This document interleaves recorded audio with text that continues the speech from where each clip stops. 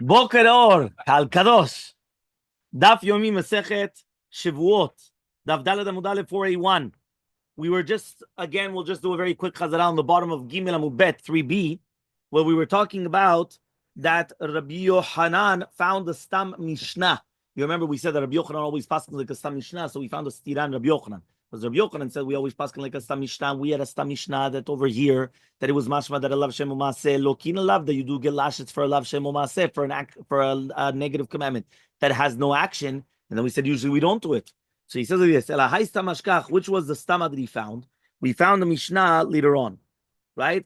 What happens if a person came and he did a double Shevuah? What does that mean? He went and he said, Shevuah shelo ochal kikar zo, Shevuah shelo ochalena. He comes and he says, he makes a Shevuah, he's not going to eat from this loaf of bread. And then he comes and he says, Shevuah, then I'm not going to come, and I'm not, so therefore what happens? It's only one Shevuah. Eno chayav elachat. You only get one Shevuah. Why? Because we said that since it's not chal, right? It's en Shevuah chal al Shevuah. We explained because there's a few different reasons. One of them is because it's not adding anything. So therefore, at the end of the day, one Shevuah is not chal al another Shevuah. So therefore, it's only going to be one. V'zoi shamarnu. This is what we spoke about. That we said that there's going to be a Shevuah bitui, that you're going to be chayavim al zidona. You're going to be chayav if you did it purposely. Makot ve'al shigigata, and if you did it accidentally, you're going to be chayav al korban ole v'yored.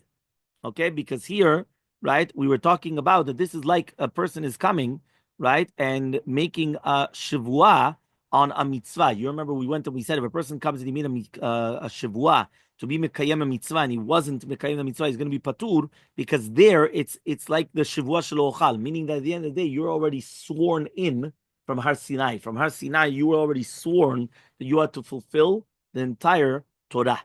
Okay, fine. So he says, Zohi dechayvim al zeduna makot, aval sheochal velo achal, lo lake.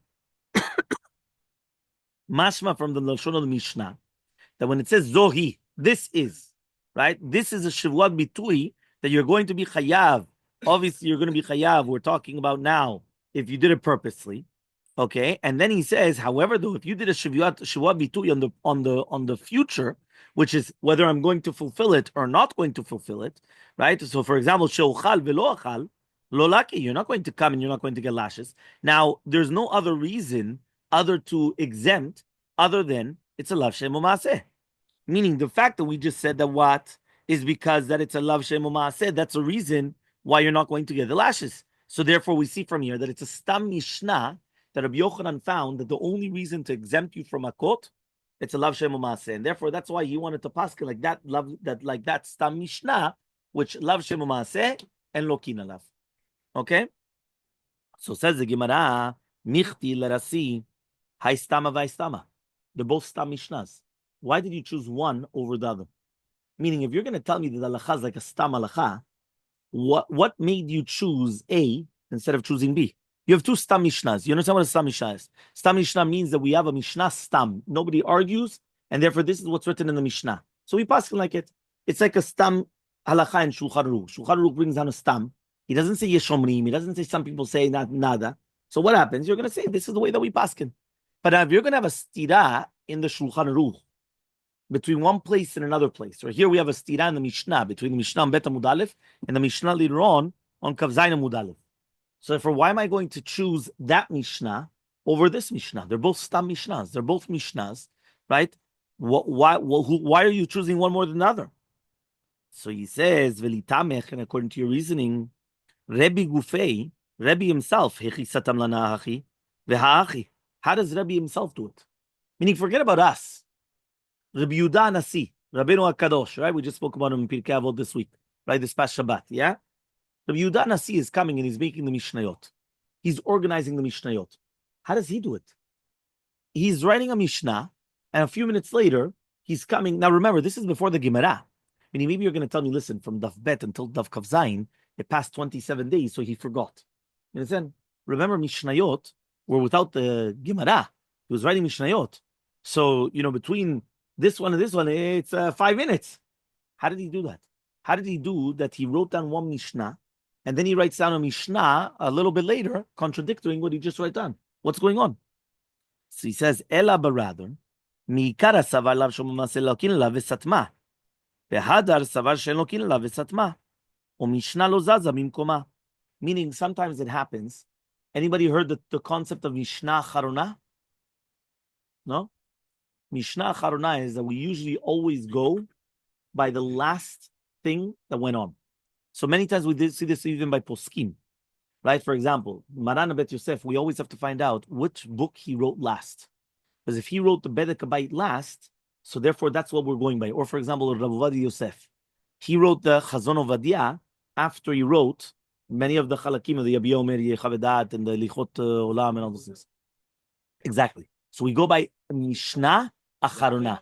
Mishnah Acharona is the Kilu Apsak Acharon. Lama, it could be that sometimes it happens that you held one thing, and then afterwards you come and you say, you know what? All of a sudden now I'm going to change, or this is what I hold. That's called Mishnah Charona. So says the Gemara, it comes out the Rebbe at the beginning held that really be'emet lav shemo maaseh lokin alav. That's like a Yehuda. But then afterwards he retracted, and he held lav shemo maaseh and lokin alav. But he left the previous Mishnah in its place. Mishnah mikuma lo zaz. I mean, you just left it there. But really be'emet we paskin like the Mishnah Acharona. So says the Gemara, okay, fine. So says the Gemara, B'mai ukimta kerebi Ishmael lemalkut, right? Umarot negaim, my malkut ika. He says, 1 second, what did you just tell me?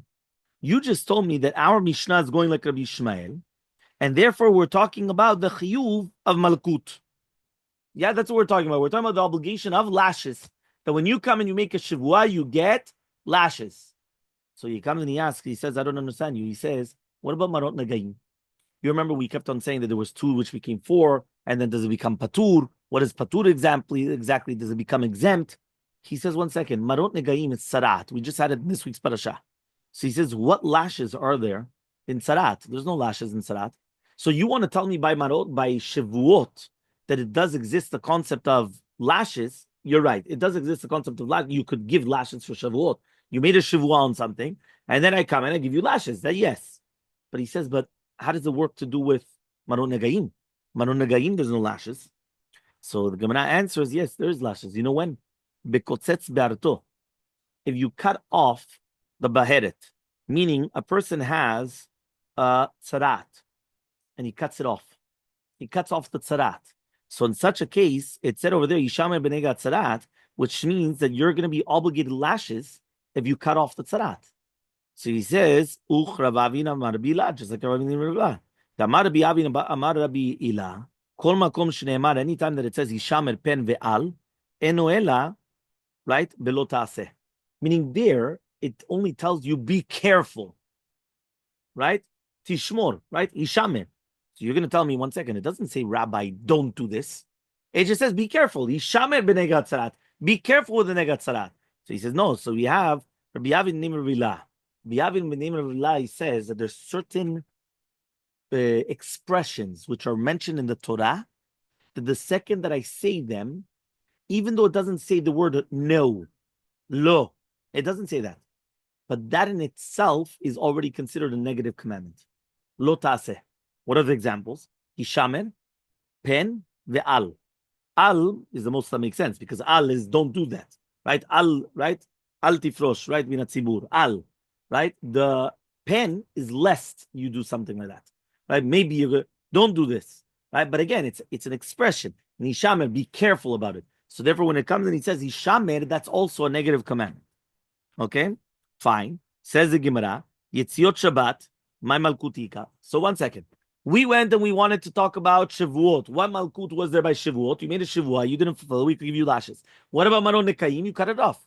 Right? What does that mean? You cut off the nega. You're not allowed to cut off the nega. Imagine a person had on his finger tzarat. He doesn't want to have tzarat. What does he do? He cuts off the skin of his finger, and then he comes and he puts a bandage, and afterwards, no, you get lashes. He says, what about by Shabbat? So he says, lav shenitan lazara mitat betin hu. It's a lav shenitan lazara betin. Bechol lav shenitan lazara betin and no kin lav. He says, 1 second. There's a general rule. When Nazara comes, Azara is a warning. When the warning is coming to teach us something. When you have an Azara, which is coming to teach you about a death penalty in Beddin, so to minute, right? What is an Azara? A warning. Don't do this, because if not, you get this. What happens if the warning comes to kill the person? Because it's mitah betin. Somebody's mechalel Shabbat, right? They get killed. So any negative commandment which comes as a warning, so the minute kemo azara comes as a warning, right? Not to do something, and that warning would have given the death penalty. So therefore, you don't get lashes on it. So if so, what's the pshat then that you're going to have lashes by Shabbat? How do you have lashes by Shabbat?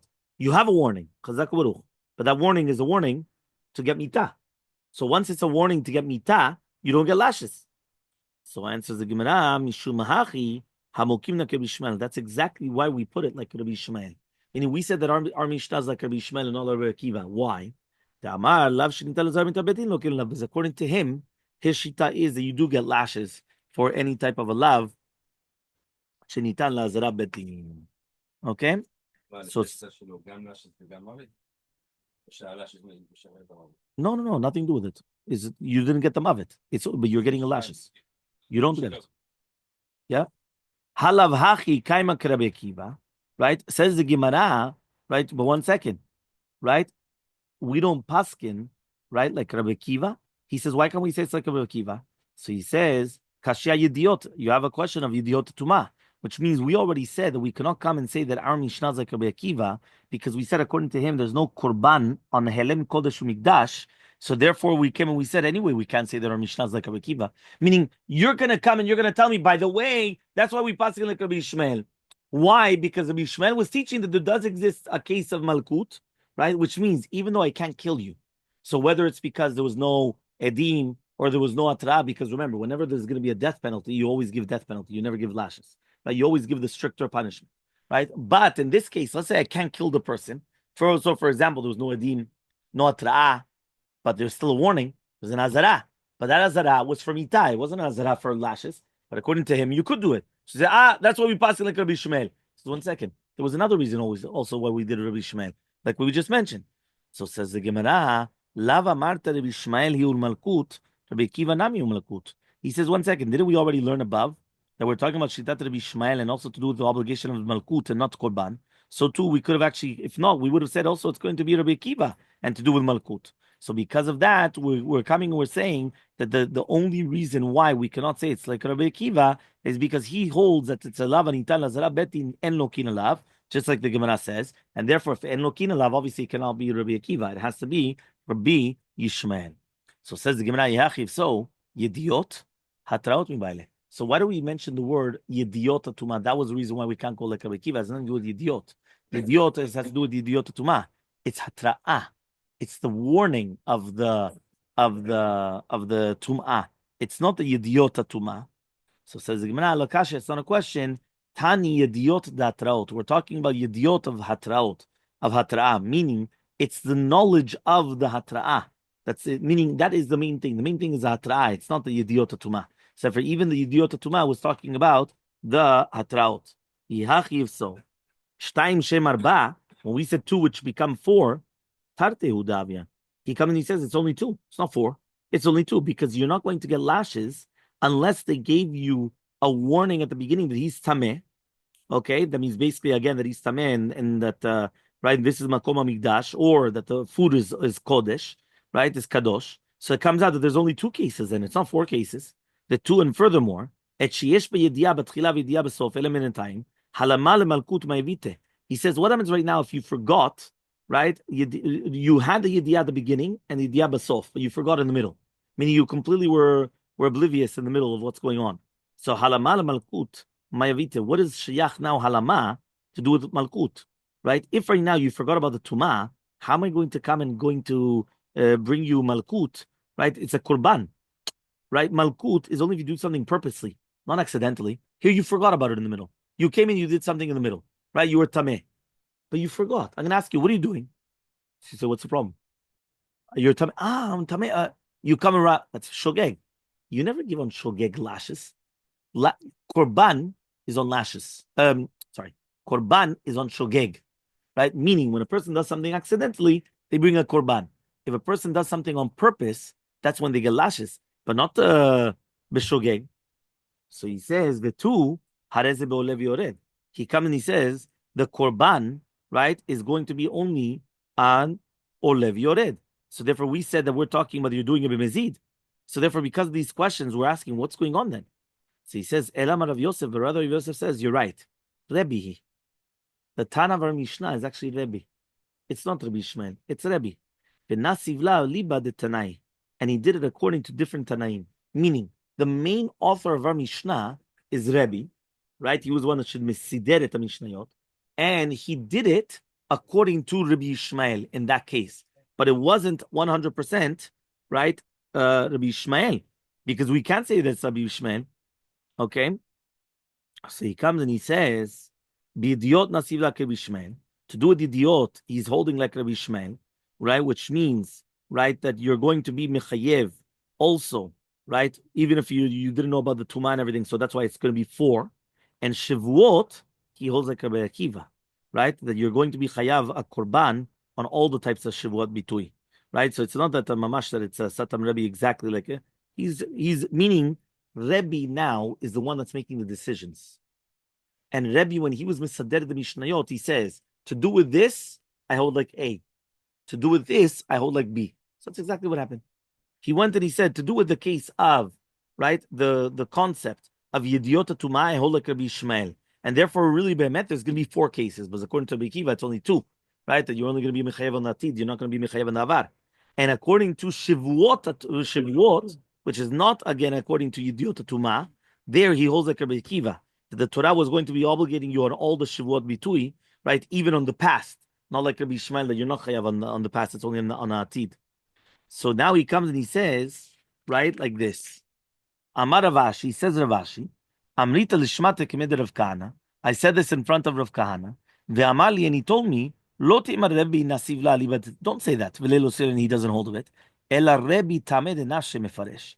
But Rebbe is actually coming and he's explaining himself like Rabbi Akiva. And that's how you know that he holds like Rabbi Akiva. Because he said that Yediota Tumah, he was satan like Rabbi Ishmael because he holds like Rabbi Ishmael. So it comes out that Rebbe is his own shita here. Rebbe he's explaining his own shita. The Tanya was learned in a braita. How do you know that you're only going to be chayav if there was yediyah b'tchalav v'basof v'helem benatayim? That means you knew you were tameh at the beginning, you knew you were tameh in the end, but you forgot about it in the middle, and that's when you went into the Bet HaMikdash or you ate the kodesh. So he says Tamul, it says in the pasuk v'ne'elam shene pe'amim. It says 2 times v'ne'elam.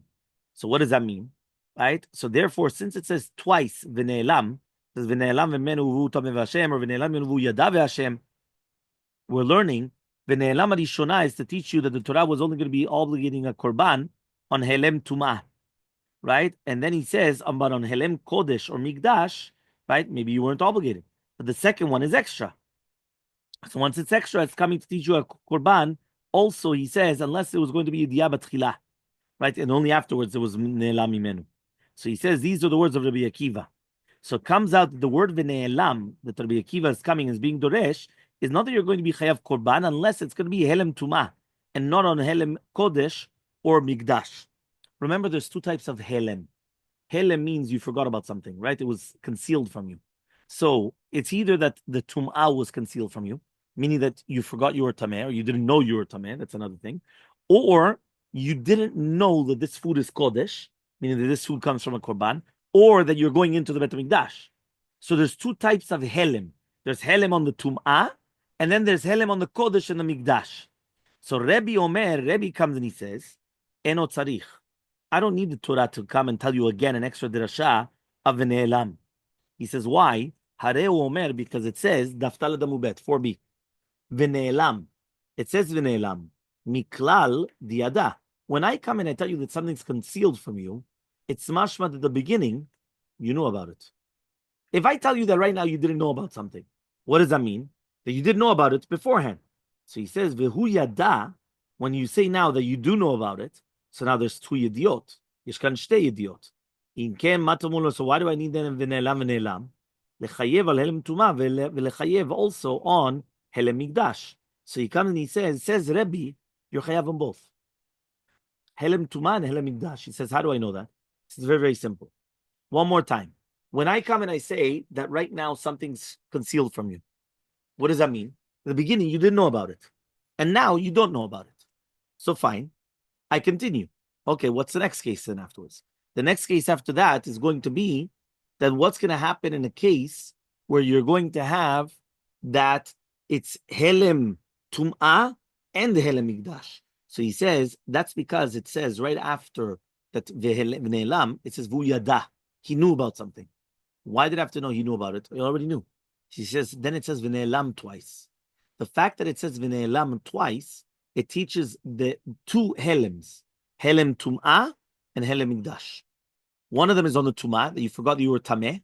That's number one. And one of them is on the Kodesh or the Mikdash, right? That also, that you didn't know it was Kodesh or you didn't know that it was a Mikdash, and you're coming in.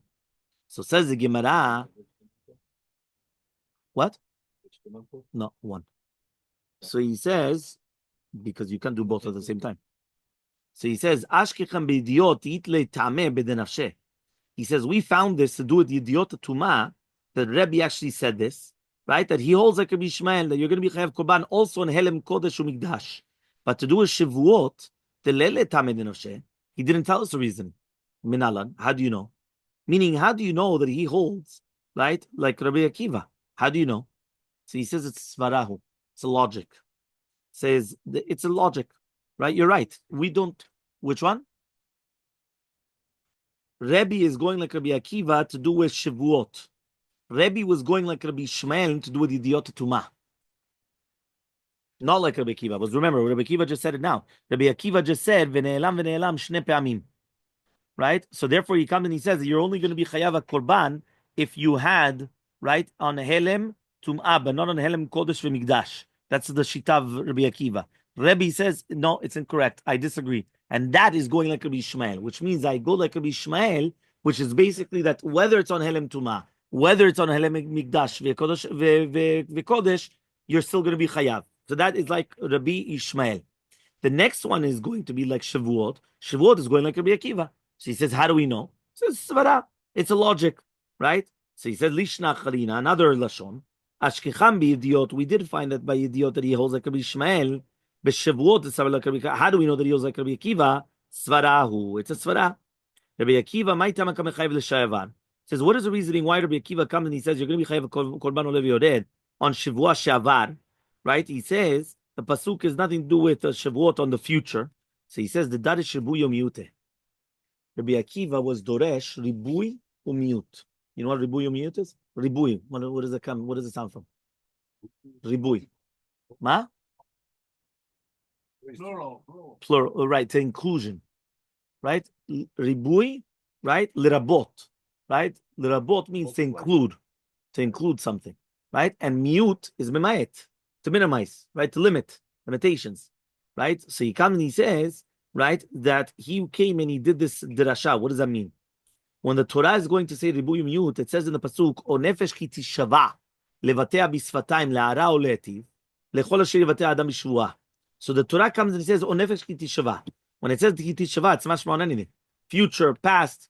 When a person makes a shavua, fine. Afterwards, it says le'ara o le'etiv, for the good or for the bad. What is that coming to teach you? Well, it's limiting something. So he says afterwards, it says L'chol asher yivateh adam b'shvuah. For anything that a person comes and he's going to make a shavua. That's in everything. So we have a general rule that when you have a riba, miyat v'riba, riba kol. When you have a amplification, you're amplifying it, you're making it a big case, and then you limit it, you put it smaller, and then again you make it on everything, right? It's very similar to a klal ufrat uchlal, but it's not exactly the same thing, right? Like a generalization, right? Specification, generalization. Here we have a ribui. Ribui means you're including everything, right? Nefesh kiti shava. Then it comes and it tells you a specific thing. I'm limiting it. La'ara o le'etiv. It has to be good or bad. But then it says l'chol asher yivateh adam b'shvuah. Anything that you make a shvuah on. So that I opened up the door again. I said that it includes everything again. Yeah? Imagine right now I'm going to write a document, and I come and I tell you anything which is in the house. Then all of a sudden I come and I tell you fridge, washing machine, So I gave a specification. I limited it down. But then I come and I said anything which is on the property. So again, I opened up the door again. So it's going to come out now that if I had a chandelier, right? Or if I had curtains, I didn't mention this, but now I included everything. So therefore, the fact that I came and I said again, riba, At the end, I came and I said that so it includes everything. Everything's included. So he says, even if it's not like mamash, like the prat, like the specification. So he says, Rabbi, nami darishabu. Rabbi also does the same thing. The Tanya was we learned in the Braita. Rabbi Omer, Rabbi says, Bakol podin bechor adam. Anything which is equal to the 5 slaim of pidyon ben, yeah, what do? You do pidyon. Chutz min shtarot, except for shtarot. Meaning, right? I'm going to ask you a question. Yeah. Okay, probably the doctor's pen is maybe worth it. He's an artist. Is your pen, how much is your pen worth? Okay, no. So then no. Yeah. Fine. I'm going to ask you a question. Israel, your phone. Let's go value, no?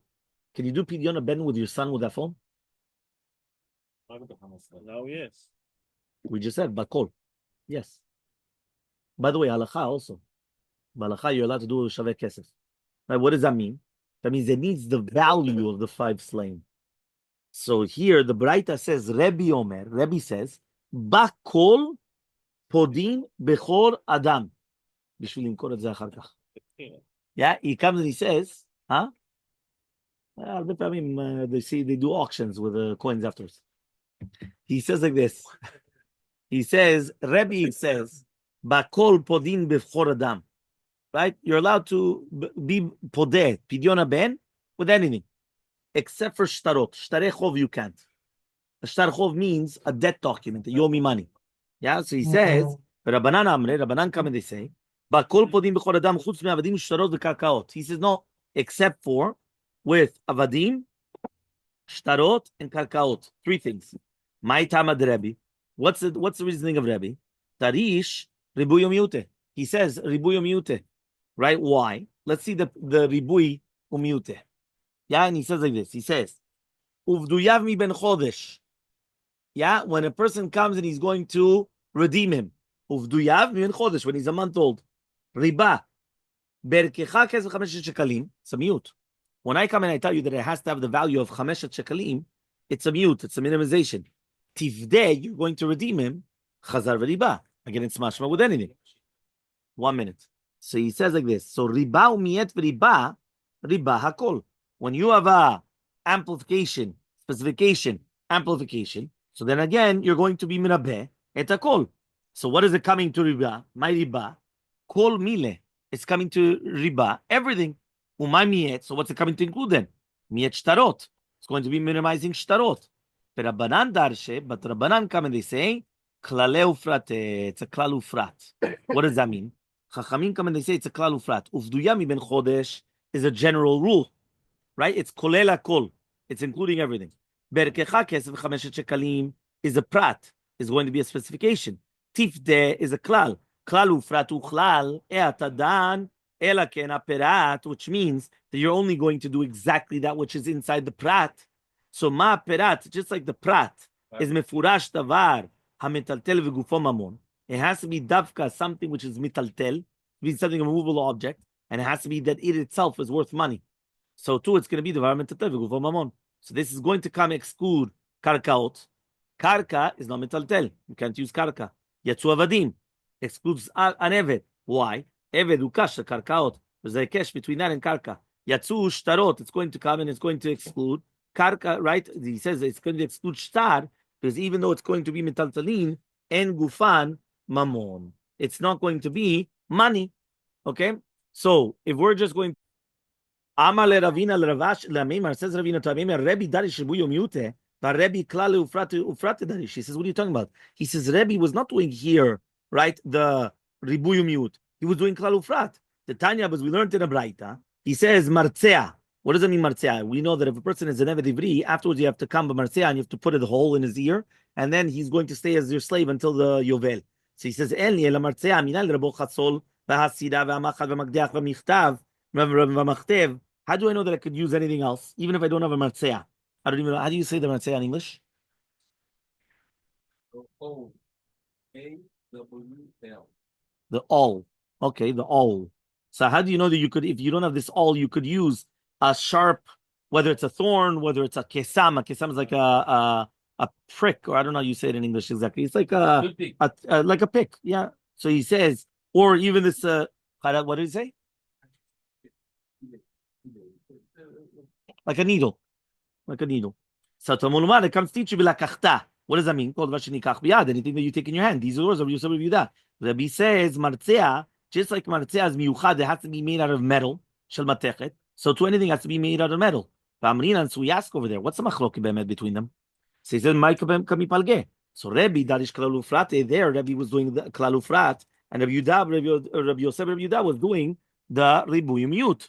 So answers the Gemara in, yes, you're right. Be'alma Klaleu usually you do the Klalufrat. And there he's doing it differently because of whatever it is that we're going to speak about it, Bezat Hashem, tomorrow.